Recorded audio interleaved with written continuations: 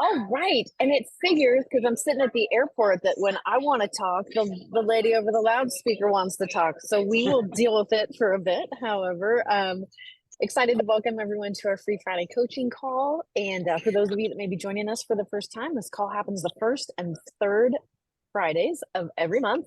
And the quick history on it is that Rick Gia started it because for years he traveled all over the US and every time he would be teaching a class or running into someone in the airport, no strangers stayed strangers long. They became friends and he would say, if you ever need anything, absolutely anything at all, you call me.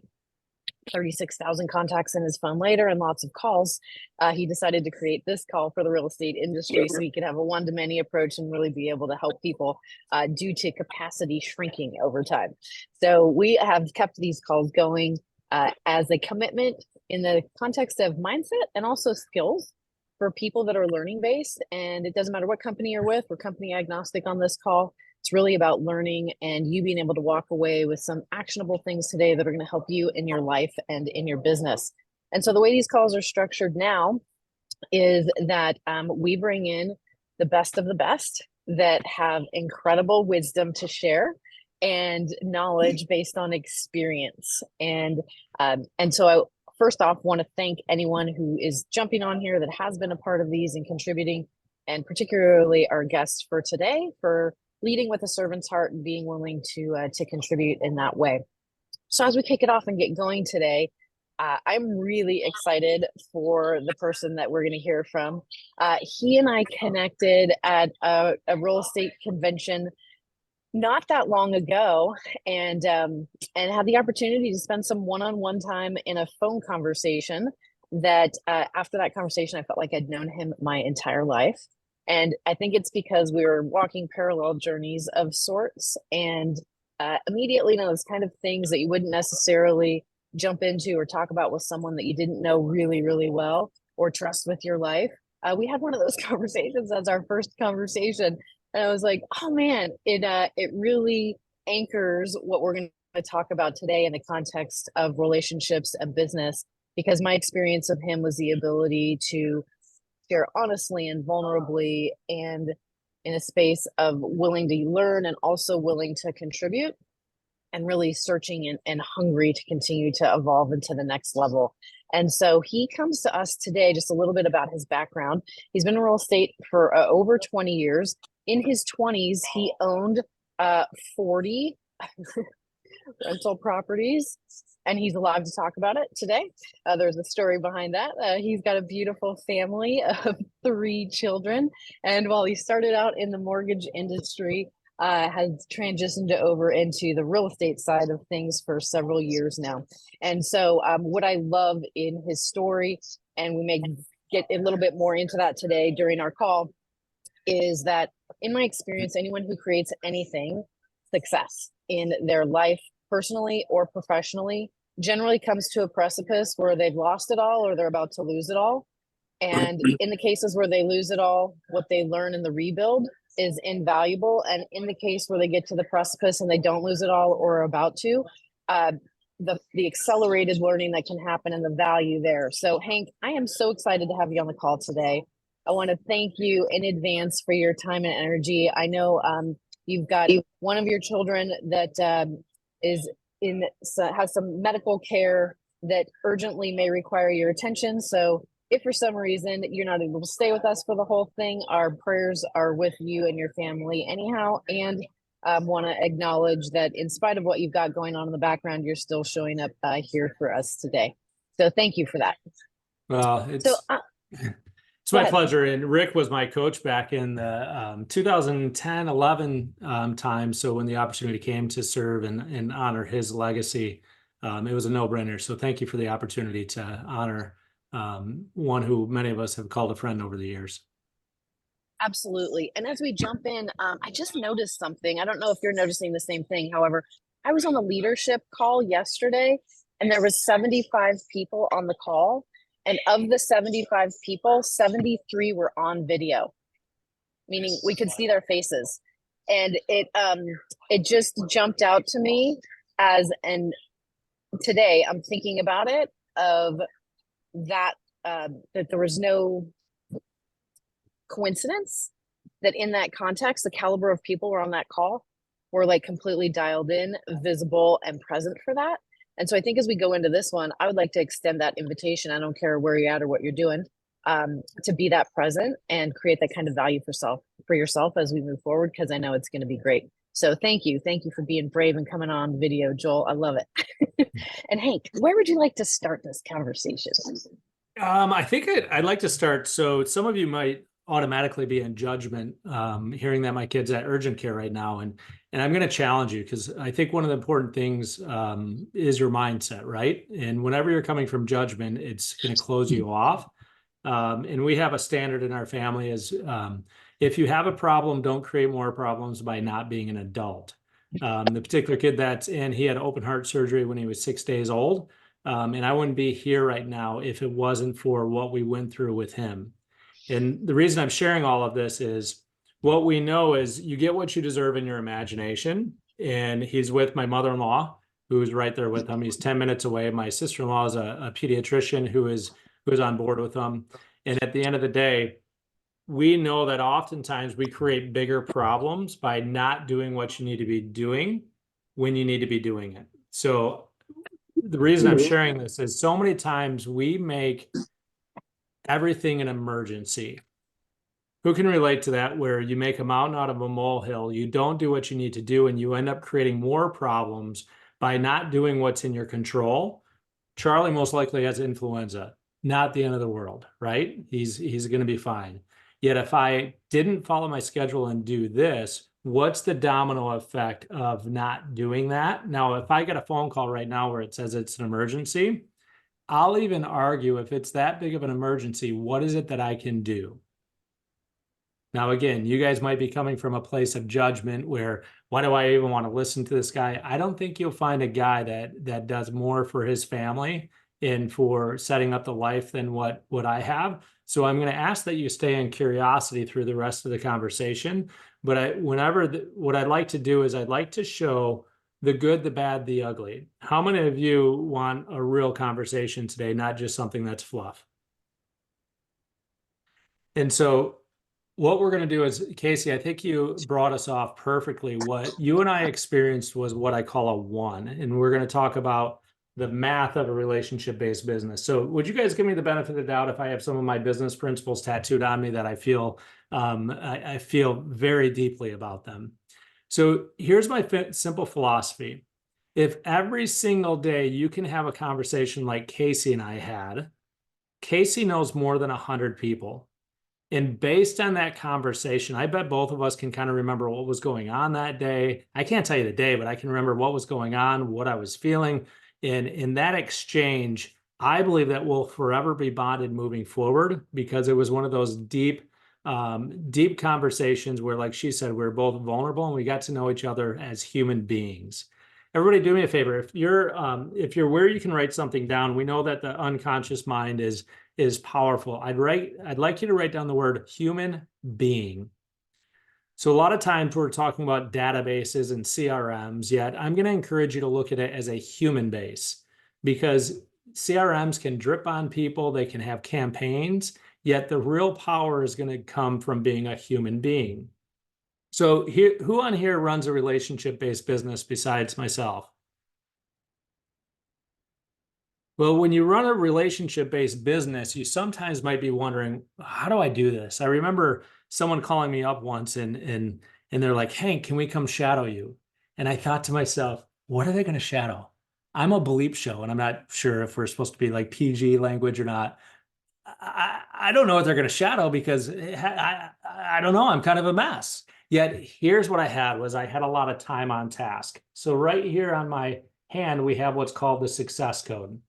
So the components of this are skill set, time on task, experimentation, till you get a victory, then you get confidence, and eventually you'll get to momentum. So let's back up. Usually around January or December, late December, those of us that run a relationship-based business, we get a little bit of anxiety, like, can we do it again? I don't know how we did this in the last year, and I don't know how we're going to do it in the next year. Anybody ever feel that way besides me? Kylan has. So here's what I found from coaching thousands of agents. I had 600 flights in 3 years, much like Rick, getting to travel all over North America. Looking back and connecting the dots, I realized some things about the people who run a relationship-based business. They get in front of enough people. They're not a secret agent. So for the case of this, we're going to say you need to get in front of 50 people. Now, I also have it tattooed here on my wrist because I know the math works. And let's look at the math behind this. If you get in front of 50 people a day, that's 18,000 connections over the course of the year.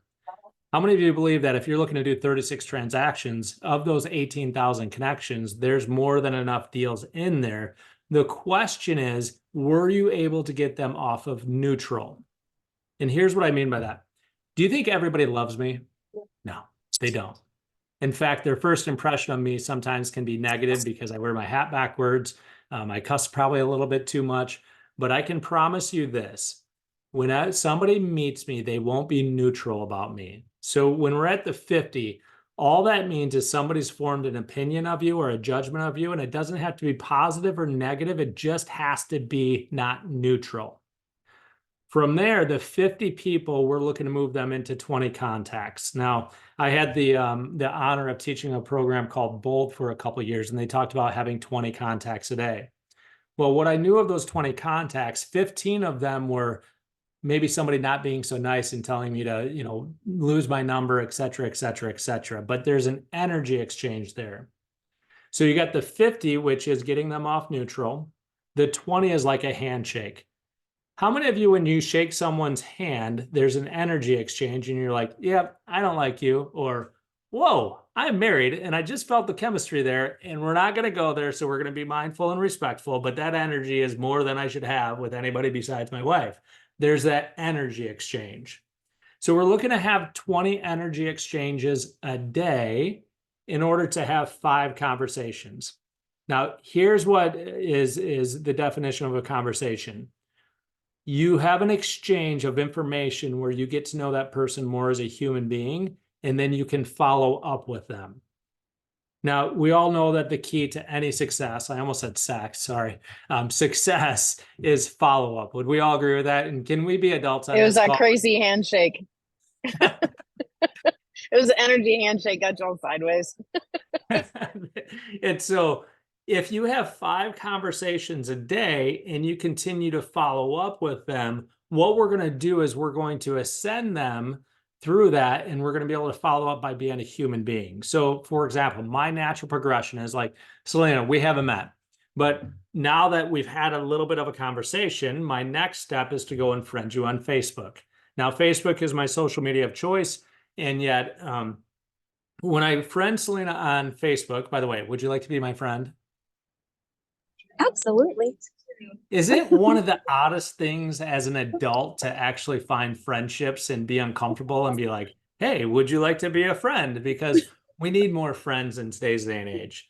So then what will happen is with her becoming a friend on Facebook, she's going to get to know me as a human being.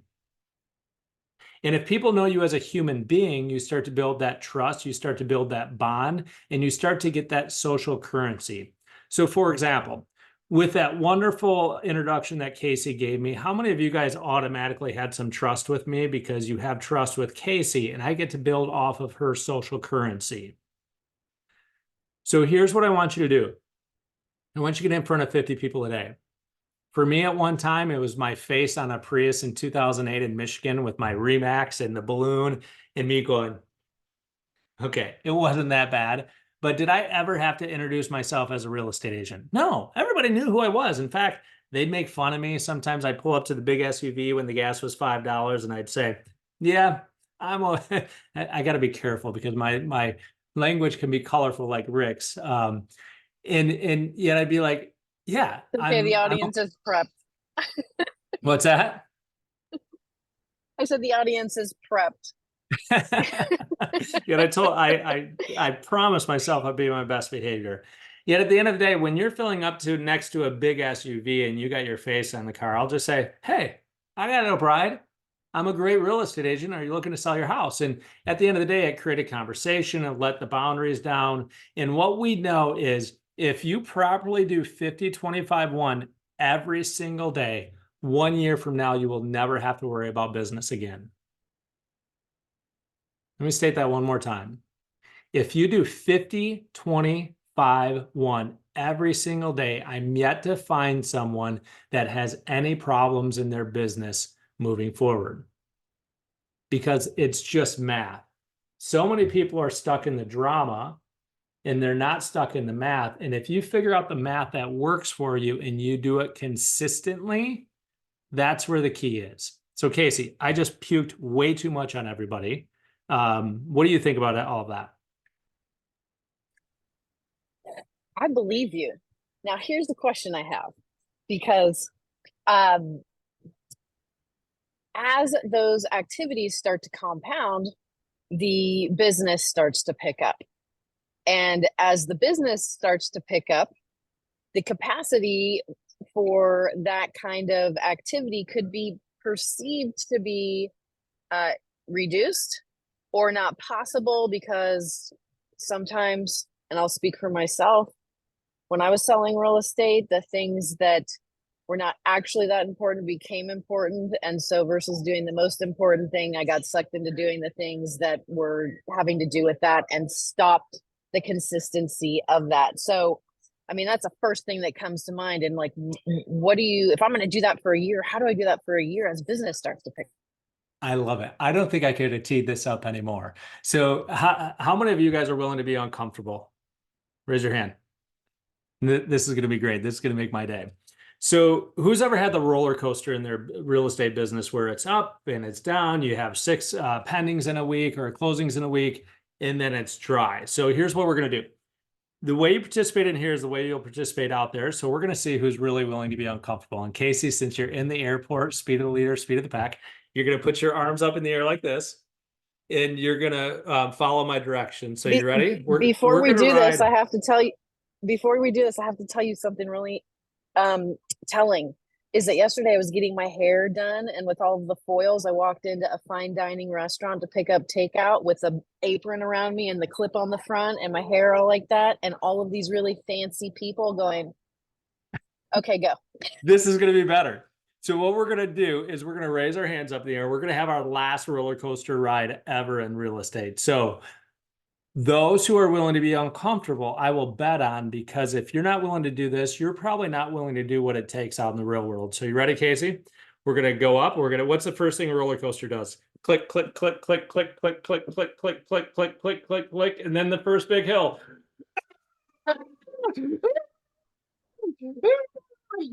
All right, if I'm being honest, that was just for my own amusement because Casey's in the airport, and I wanted to see if she was going to be willing to do that. So why was I the only one doing it? You know what though? This is a challenge. All right, this is a challenge because you said going into that exercise, the way you do anything is the way that you do everything. You prepped us for the fact it was going to be uncomfortable, and it was an opportunity to shift what was going to happen in business moving forward forever. And what happened? You are not the only one doing it. Oh, the person not on video, Tom. I can call you out because I love you. I am on video, and I turned on video just so you could see me doing it.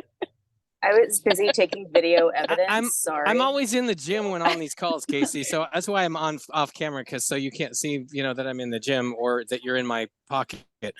But I took myself off camera. That is way better than being a secret agent. Okay, back to you. Well, let's sit there for a second. I think it's a good show because the chances are those who didn't do it full out, where else is that showing up in your life? Because you want to look good and you want to be right. I'm no longer allowed to speak for corporate because I did a speech right before shareholders where I went up and I took my hat off and I said, I've been bankrupt. I took my shirt off and I said, I've been through 5 years of marriage therapy. I took my pants off and said something else. And I gave a 20-minute speech up there like this. The reality is if most of you can give up looking good and being right, you're going to win at a whole nother level. And I can promise you, if you were in that room for that speech, you'll never forget it, nor will corporate. Therefore, I'm never allowed to speak on stage again, yet I digress. So let's go back to your question, Casey, is standards and principles. So here's what I want you to do. When more business comes in than what you can handle, I want you to raise your standards. Let me give you a real world example. Who can remember their first buyer appointment ever? Like you were so geeked. Jeffrey Dahmer? Yeah, 5 o'clock Friday night? Sure, I'll be there. And you show up and like you're just geeked, and then all of a sudden the hair on the back of your neck stands up, and it's just not a good situation. At some point, you start inserting some filters for a standard like, hey, how did you find the home? Oh, you're a nosy neighbor? No problem. We're having an open house on Sunday. Or, hey, will you be paying cash or are you pre-approved? You start inserting standards so that you can get better results. How many of you have experienced inserting standards into your business where you started to raise your standards? And here's what will happen. At some point, your standards might get so high where it's no longer reasonable for you to work with that certain aspect of your business. So for example, there is a point where I could no longer work with buyers because I had more sellers than what I could handle. Therefore, another tattoo, subtraction leads to multiplication. Most people keep doing addition. Well, I'll just do more. I can work with buyers, I can work with sellers, I can work 18-hour days until you get to that point where now you're not doing as good of a job. And what happens is when you don't do as good of a job, do you get headlock referrals? No. So I have this tattoo here because subtraction leads to multiplication. Addition actually leads to division. So what's going to happen is, Casey, as you have more business coming in, you start to raise your standard. So for example, I have a client. She would not compete for a listing. So one of her questions was, hey, who am I competing against? And they'd say, well, I'm competing against Todd Foster. Todd's great. He's a great agent. I'm going to withdraw from competing for it because I don't compete for listings. If you didn't get a strong enough referral where you knew you wanted to work with me, I'm going to pass because I have more than enough clients to serve than to go get more business than what I need. Who thinks that changed the conversation when she wasn't willing to compete for a listing because she knew this? If she served her current clients at the highest level possible, she had more business than what she could ever handle. Who would like to get to a place in business where you are turning away business and you're interviewing them as much as they're interviewing you?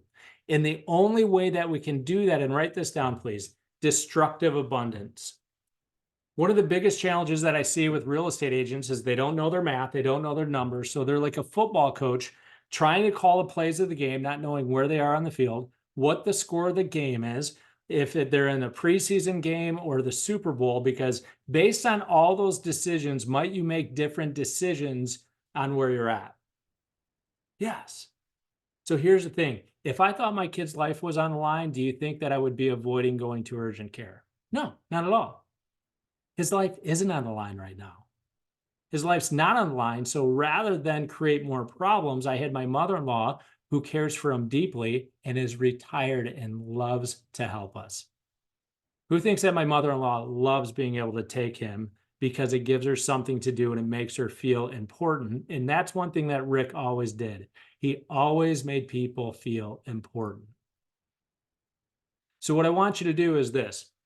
Write this down. Anytime I get an outcome that I don't desire, put a new standard in place. Anytime you get an outcome that you don't desire, put a new standard in place. Here's the truth. I'm not that smart. I'm really not. Yet once I get an outcome that I don't desire, I put a new standard in place so that I don't have to think about it again. So Casey, back to what you said, as your business starts getting busy, how do you handle all that? It's called standards and principles. So at some point, you don't show up to show Jeffrey Dahmer a house unless you have them pre-approved. You don't show up and show Jeffrey Dahmer a house unless he's been pre-approved through your lender. You don't show up and show Jeffrey Dahmer a house unless he's a past client. Who can see the natural progression of standards as you have more business coming in than what you can handle, and it just becomes a math equation. But the only way that you can do that is if you know your numbers. Casey, did that answer your question in a roundabout 6-minute way? It was like the most amazing answer to the question ever. And what I love about the answer to that question is that there's no instance or exception when that would not work for someone because of, right? Because sometimes my experience of people is, well, that's not going to work for me because of this or because of that. It works for everyone because no one is immune from what you just talked about. I do have one more question. Yes, I do trim And my it's like chest. the next, it is the next. It is the next. Well, I was thinking about you on stage, partially dressed due to all those handshakes that were like, and it's like, so putting all of those visuals together, right? So my question is, and this is the human part of the business, and it's part of life, right? You talked about the roller coaster of business in real estate and the emotions of the roller coaster of that. And roller coaster in business means roller coaster that has originated, in my experience, from someone personally. They're not consistent. The conversations in their head are self-destructive. One day they're on, 4 days they're off. Like the navigating the human element of committing to 50-25-1, right? How do you coach to that piece? Because I think that, everyone would love to have the problem of being busy and too much business. However, a lot of people are never even going to get to that place because they will have themselves be in the way, and in some way self-sabotage, not follow through, not be consistent to ever get to that place. So it's kind of like the pre-work before the work. What do you say to someone about that? Yep. And Casey, if you would, I'll send you this one sheet, which talks about the 6 C's. So on the front end, we've got commitment. I can always tell who's committed and who's interested. And I think that roller coaster exercise was a good example. You've got to be committed. And then the bookend of that is to be consistent. So let's go back to this right here, which is called my success code. Who can remember the first time they put a listing into the MLS? How long did that take you? I just recently did one because I don't transact anymore. And yet I had a friend who I believe was suicidal, and I didn't want to risk him working with another agent and not have it going well. So I did it. I didn't input a listing by myself for probably 4 or 5 years. It took me the better part of 5 hours. Yet here's what happens, Casey, is the first time you do something, it's wonky. And then what happens is you don't know the right forms, you don't know everything else. But once you've done it a number of times, I've seen some of you driving down the interstate and putting your listing, putting your makeup on, and you do it as an unconscious competence. So here's what happens with 50-25-1. In the beginning, you're at a conscious incompetence, and all of you are probably familiar with that modality of an unconscious incompetence. Then you move to a conscious incompetence, and then you got to move to a conscious competence, then an unconscious competence. Yet I digressed. So here's what happens with it. In the beginning, you're working on your skill set. So you post something on Facebook. When you're on goal, if somebody likes your Facebook post, that counts towards your 50 because it doesn't have to be two-way. They just have to see you. If you're off goal, then what we're saying is you have to go and do it. So you're liking someone's post, you're going and seeing people. But when you're on goal, it's super easy because if you're good at posting and you're good at being vulnerable, 50 likes is easy. Then you go to the 20, it's a comment on Facebook or something where there's, I see you, you see me. I can promise you this. I do 50-25-1 unconsciously, and it takes no time at all because it just becomes who you are. So in the beginning, Casey, I'll be 100% transparent. The first 90 days of it can be a challenge. Yeah, what is it? I mean, anytime you start something new, it's a challenge. But how many of you, if you knew beyond a shadow of a doubt for the next 5 years, if you did 50-25-1 every single day, that was the one thing that could make your life better than it's ever been financially, relationship-wise, and everything else? I find most people, when they start it, it'll take them 60 minutes or less.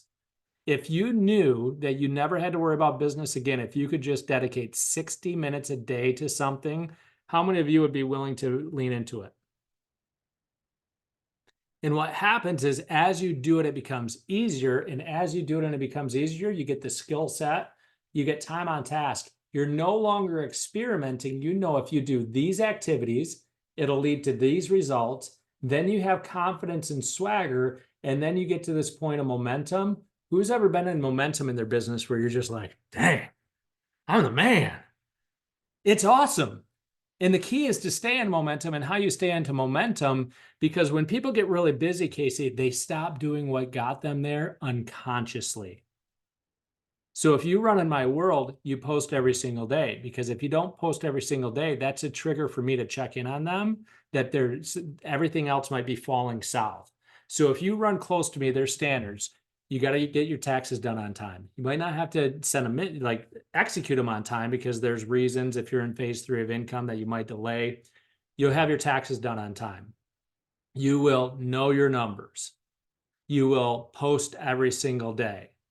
People just know what my standards are, and people grow into the conversations around them. And what we find is when you have those types of standards, it becomes easier. So I just saw in the comments, I came in late. What is 50-25-1? Here's what it is. Get 50 people a day to see you. Have 20 handshakes, 5 conversations, and then 1 deep conversation where you connect with another human being at like a human level, where you can both remember it 3 years from now where you were. Because here's the reality. Casey, you probably know like 1,000 people. Fair? Easily. Very easily. So most people know at least 100 people. If you have 365 powerful, meaningful conversations, they all know 100 people. And who on here besides me would rather have a referral than a lead? Let me make that statement one more time. If you do 50-25-1 effectively, you have a human-to-human conversation like Casey and I had. She will give you referrals, and they will be headlock referrals. And it's much easier to work with referrals than leads. Did that answer your question, Casey, or did I get too far off? No, it totally answers my question, because what I love about what you said is that in the 50-25-1, it can be through social media. It doesn't need to be people on the phone necessarily, and it could be if they chose that. So instead of an all or nothing, there's always a way to participate to hit your 50-25-1. And here's the key for it: consistency, so you get feedback. What Casey counts as a 20 might be different than what I count as a 20. I'm currently in the middle of a pivot, and here's what a pivot means. What the team that got you here won't get you there. In 1998, I won a national championship as a captain of the hockey team. And when I won that national championship, afterwards, I ended up going and buying investment properties. Who thinks the people that I ran with were completely different with the hockey team than it was to go buy investment properties? So one of the things I want you to ask you to do is, what is the next pillar post that you're going after? So I had a goal within our company to get to 1,000 agents within my group. We reached that goal.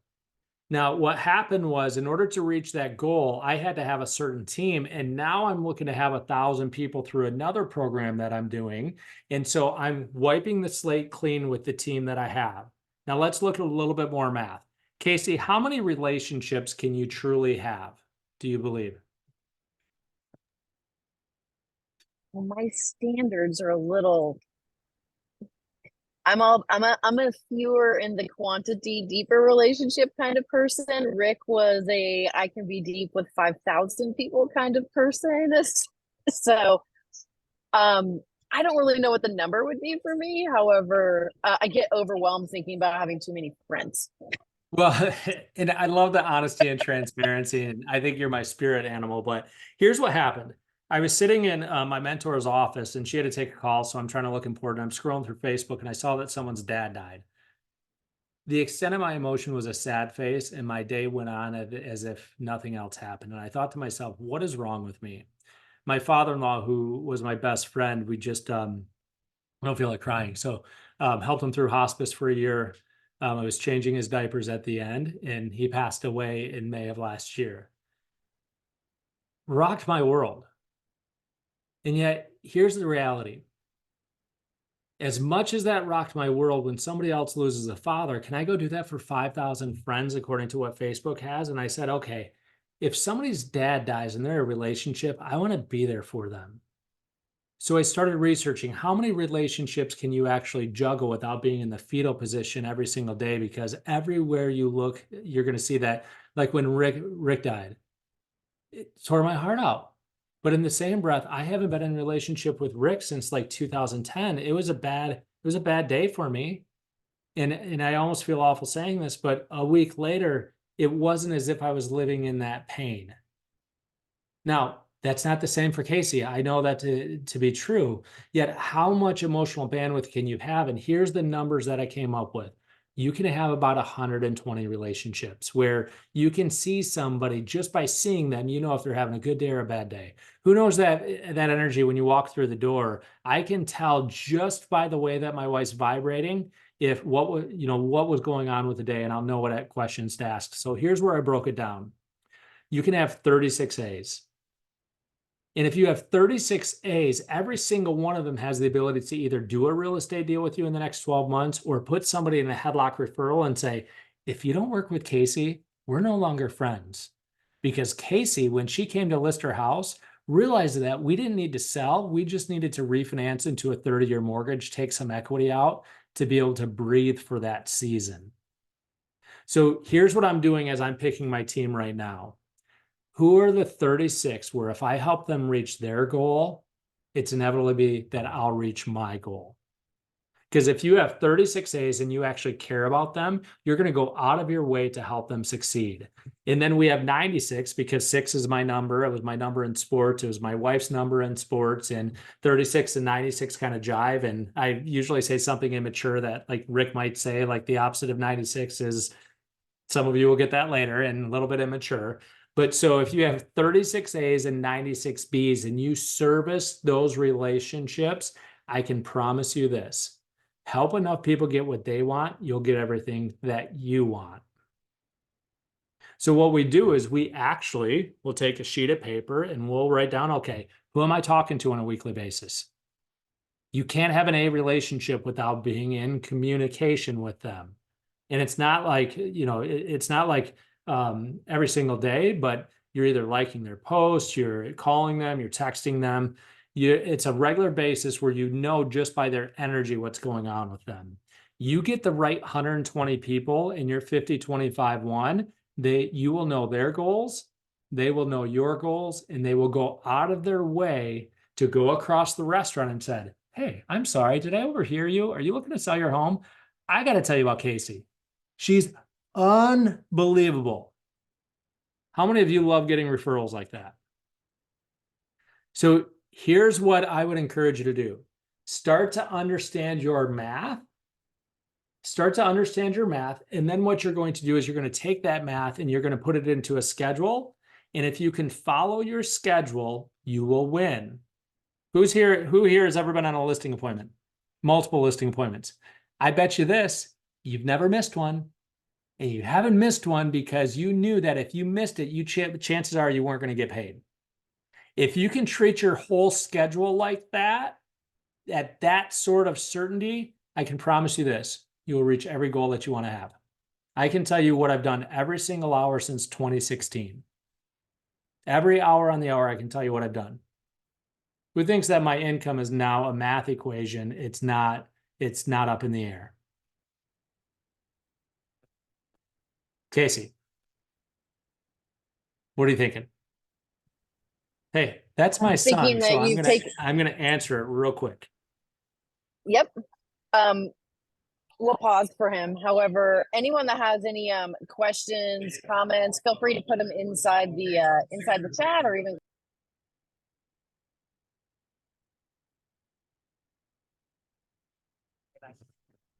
Look at that, he's fine. Yay! He's fine. Now let's look at this. I could have disrupted all of this. I could have disrupted it and everything would have been fine. Everybody would have went and did something else. Yet instead, I stuck to my schedule based on my standards. Now I didn't create a bigger problem than the problem we've already had. He's getting his prescription. My mother-in-law felt great because she was able to help him out. Everything's working out fine. And guess what? Now I'm not creating more problems because I left Casey hanging. Being proactive versus reactive. Yep.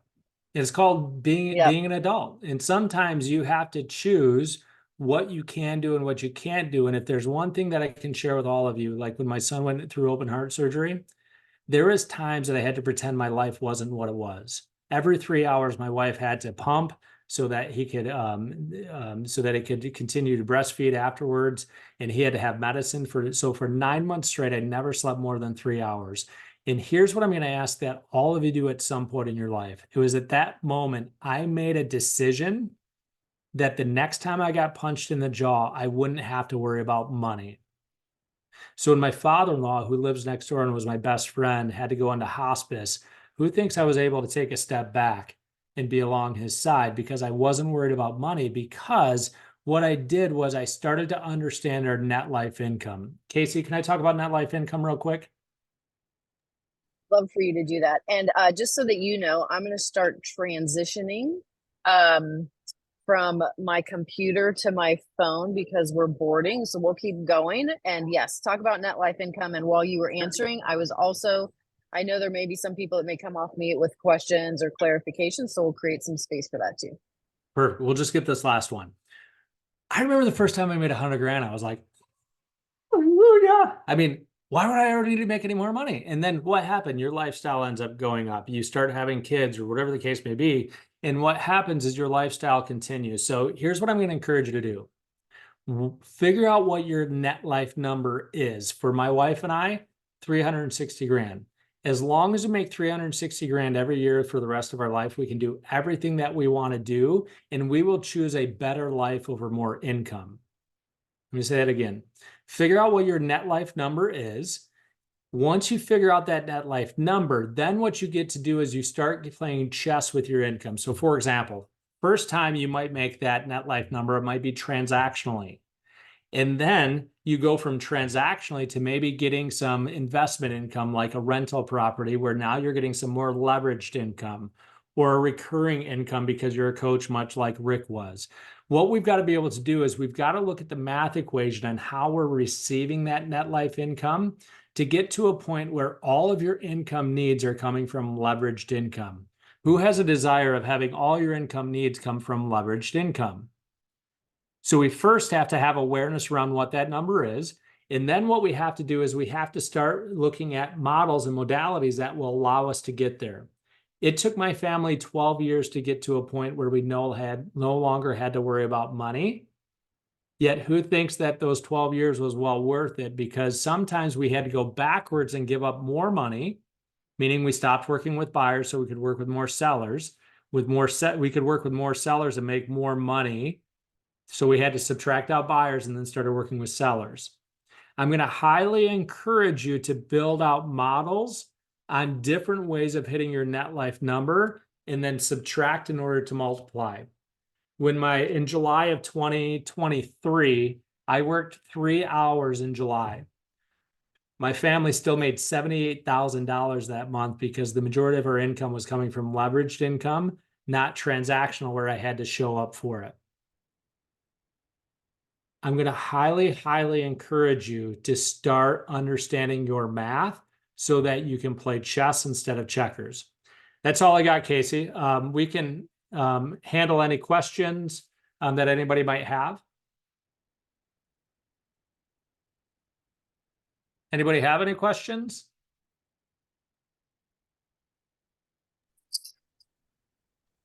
So while people are We did got we get John one and we coming got in? Christian.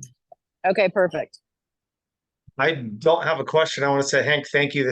I've sat on a couple calls with you, and it is now starting to sink in. I've heard the 50-25 one, and taking notes on it, but now like the second time around, third time around, it's really starting to sink in the way you talk about net life income and everything you talk about.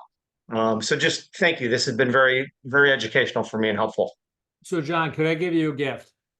Yeah. Next Friday from 10 a.m. to 1 Eastern, I'm going to be doing 3 hours of this where it's limited to 18 people, where we spend 3 hours and we'll do a much deeper dive on all of this. And I would like to give you a free invitation for that if you're able to join. Love to. Thank you for that. You're welcome. And just message me on Facebook and I'll make sure I get you the link for that. Okay, great. Thank you. Now, notice what I just did there. I taught him how to treat me. got him on Facebook. He's going to message me. Now Facebook's going to say that Hank's important to John, and I'm going to start showing up in his algorithms. I send everybody to Facebook because then the algorithm will start working on my side. I don't have to worry about putting them in a database or anything like that. Facebook will do the heavy lifting for me. Christian, you had a question. Well, And thank you, John, by the way. So I'm not the greatest. I mean, I admit the Facebook is a little more challenging for myself. I am not a huge fan of Facebook. I so relate to what you're saying. And I think it's hard for me because I hear how powerful a tool it can be. However, I admit it, I have not bought into it because I'm just not comfortable, sharing I had some bad experiences in the very beginning of trying to utilize Facebook. And so Christian, I had a bad experience kissing Mandy Parker in 7th grade, but I'm sure glad I stuck with it. So Christian, here, I'd be happy to do a one-on-one call with you because I don't want to bastardize and think in the amount of time that we have that I can properly diagnose you, but I'm going to give some prescription for the rest of us if you're okay with that. And you and I can have a one-on-one call regarding it. Everybody write this down. Switch cost. It's one of the most powerful things that I've ever learned in my life. And it's called switch cost, where you've got to make the pain of not doing something greater than the pain of doing it. And so, Christian, when we have our one-on-one call, what I'm going to do is I'm going to help you look to see if there's a switch cost for using Facebook, because I'm right there with you.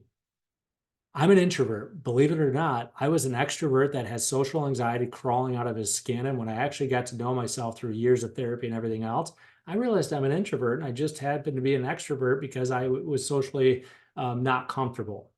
So if you knew beyond a shadow of doubt that you could learn how to be uncomfortable using Facebook, but it could double your income with half the amount of work, would you be willing to explore what it could look like?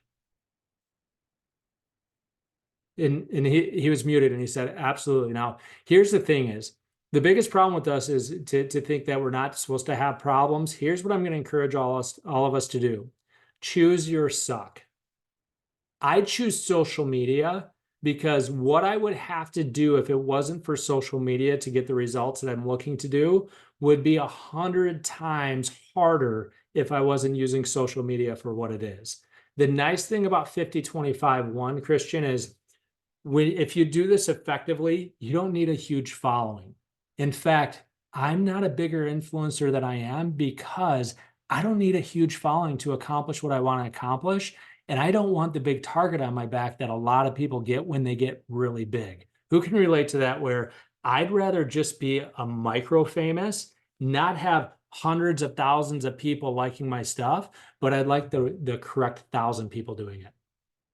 Because if you have 1,000 people that know you, like you, and trust you, you can write your income. The only reason I don't make $10 million a year is because I haven't had a problem big enough to take $10 million a year. Last year, we did about $700,000 based on a schedule that would make us 360. We made over $700,000 because it happened automatically, even though we were on a 3-day work week. And Christian, I can tell you the number one thing that I do well with that is social media. I don't do prospecting. I don't do anything else except I post every single day. That's it. So would you like to take me up on a one-on-one call? Perfect. I'll send you my Calendly link, and we'll make sure we diagnose you properly and help you see if we can help you through that. And for somebody that might have just missed it because it was so subtle, what you just described in being a micro influencer versus a macro influencer is another layer of a standards conversation, which ties back to the 50-25-1 that we talked about earlier. And then those 36 A's and 96 B's, because you're choosing and you're selective, quality over quantity for what you want to create. In case anybody missed that, I thought it was brilliant. And it's huge because you can live my life is unbelievable. And I'm not saying that to brag or anything else. Yet because I'm not willing to be a quote unquote big influencer, I'm not going to Cabo right now where a lot of my leaders are. Why? My kids have a gymnastics weekend or a dance weekend, and my kid has gymnastics this weekend. The reality is you can set standards and play where if this, then this. With my kids having that, I'm not going. Is it probably going to hurt my income a little bit? Maybe, but we're already making more than 360 this year. So I don't have to worry about making more, because more is probably the bigger problem that most of us have when we're willing to commit to a system and be consistent. And Christian, I promise you, your life 2 to 3 years from now, if you can keep proximity to me, will never be easier than what it's been. Because when you run with people that have high standards of a net life, they hold you to those standards. Any other questions before we go? Go ahead, Yeah, Casey. no, one of the things that I know that maybe everybody else doesn't know is when you're talking about those numbers and what you've established for your life, you've also designed and have kept a lifestyle that's way below your means, so that the day-to-day experience of how you're living your life has never anything to do with money and only has to do with choices and where you're going to spend your time. Which I think it's beautiful that we've talked about this progression of, it's not so many times in my experience, people will go, oh, because of this or because of that, or because of, that's why that happened for you or this is happening for you. And it's like, no, it's because of what you put in place and what you've executed over time that grew and built with intention to be living and experiencing what you are right now. And you're 40-ish. 46. So 40-ish. You're in your 40s, you're 40-ish, because I'm about to turn 49, so I'm still 40-ish. But I think it's great because, like, it doesn't matter what your runway is. And I think Casey hit on a key thing there is selling real estate in Michigan. I wasn't going to be able to make the money that I desired to make for my family. Therefore, I had to go find another alternative. I didn't know that it was going to be what I'm doing today, but I realized that I wasn't able to do what I wanted to do in Kalamazoo, Michigan, selling real estate. And so sometimes what you have to be willing to do is pull the arrow backwards in order to go forwards. So I started to look for opportunities that had scalability, that had, I didn't have to just trade dollars for hours. And it was a journey that didn't happen overnight. It all started with the 4-hour work week and believing that it could be different. How many of you read the 4-hour work week? I'm not necessarily a fan of the 4-hour work week, meaning only working 4 hours, but I like the concept of, at some point, if you don't figure out how to stop doing everything transactionally, you're never going to end up obtaining the freedom that we would all like to have.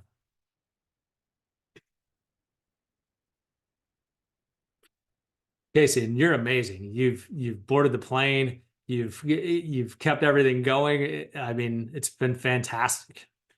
This is one of the things that that Rick loved about me, and that also drove him crazy, is that it doesn't matter how many things I have going on around me, I can completely block them all out to be where I'm going to choose to be and not miss a beat. So that, however many times he'd be like, did you hear me? Did you hear me? And I'd be sitting right next to me and didn't hear the word he said because I was hyper focused on something else. So thank you for the feedback. And thank you for being here today. For anybody that's going to follow you on Facebook and plug in, and more importantly, execute some of the stuff that we've talked about today, the only place to go is up. And not because bigger is better. It's up, meaning quality of life and experience for whatever that individual is going to want for them, which I love that you're about that versus just the more for the more. So thank you so much for who you are and showing up in contribution today. And we look forward to more in the future. And I am happy to reciprocate and serve in any way that you would like within your community, and have the opportunity to meet a very intentional smaller group of intentional people that are aligned and doing great things. So thank you so much, Hank. Perfect. Thanks, everybody. I appreciate you. Yep. Thank you all for being on today.